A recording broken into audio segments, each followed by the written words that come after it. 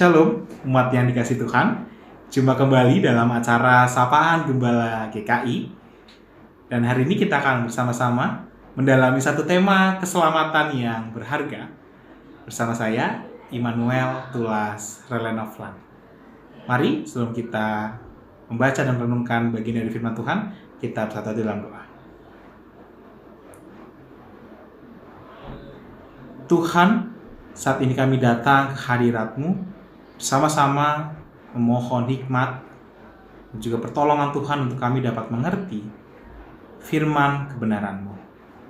Dan kiranya firman itu boleh tinggal di dalam hati kami untuk boleh menjadi suluh yang menuntun langkah kehidupan kami. Inilah kami Tuhan, kami siap untuk mendengarkan firman-Mu. Demi Kristus yang hidup, kami telah berdoa. Amin. Kita akan membaca bagian firman Tuhan yang akan kita baca dari Filipi pasal 2 ayatnya yang ke-12. Filipi pasal 2 ayat yang ke-12. Hai saudara-saudara kekasih, kamu senantiasa taat. Karena itu tetaplah kerjakan keselamatanmu dengan takut dan gentar. Bukan saja seperti waktu aku masih hadir, tetapi terlebih pula sekarang waktu aku tidak hadir. Bapak Ibu, ada seorang tokoh, dia adalah tokoh reformasi gereja, namanya Martin Luther. Ya, Martin Luther ini terkenal dengan sebuah pengajaran yang mengungkapkan bahwa manusia itu tidak pernah bisa mengupayakan keselamatannya sendiri. Salah satu doktrin dari pengajaran Luther yang cukup terkenal dan diterima sampai dengan saat ini adalah doktrin mengenai sola gratia, sola fide, dan sola scriptura.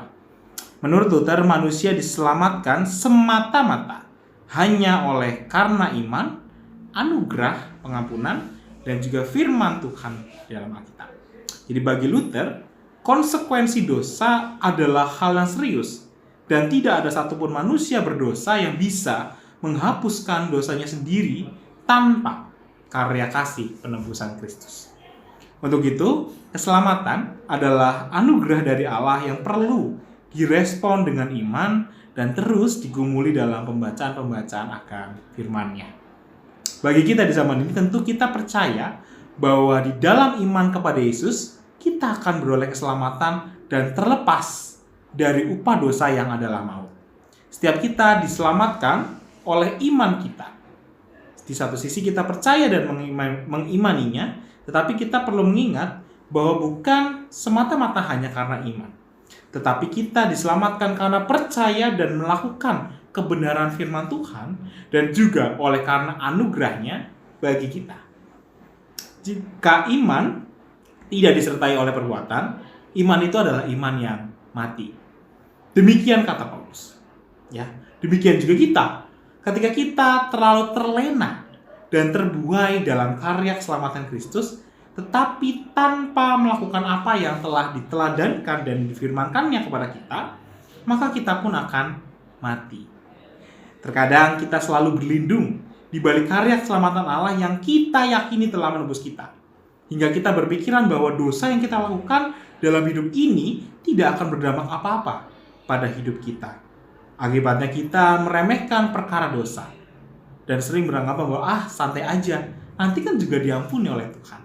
Ya, kita justru merasa aman dan nyaman dengan segala dosa dan kesalahan yang berulang kali kita lakukan. Berhati-hatilah. Memang benar bahwa di dalam cinta kasih-Nya Allah menunjukkan kemurahan-Nya bagi kita. Tetapi ingat bahwa anugerah keselamatan Allah itu bukanlah hal murahan.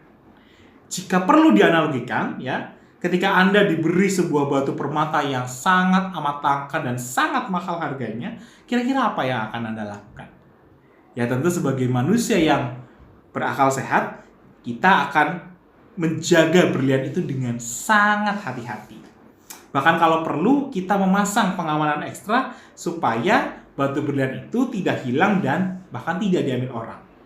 Maka demikianlah seharusnya sikap kita ketika Allah memberi anugerah pengampunan bagi kita.